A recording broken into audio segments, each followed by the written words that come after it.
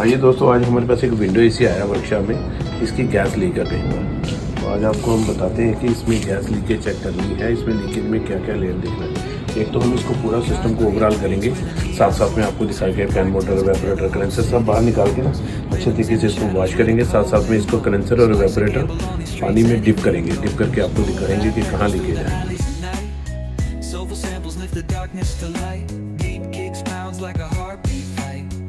Gritty vibes keep my story inside.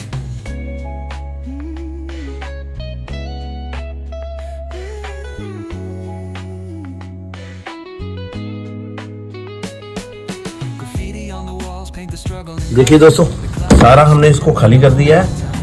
अब ये अच्छे तरीके से पहले हम इसको वॉश करेंगे। जी कोई 2015 का एसी है, 10 साल के बाद ये एसी खुल रहा है।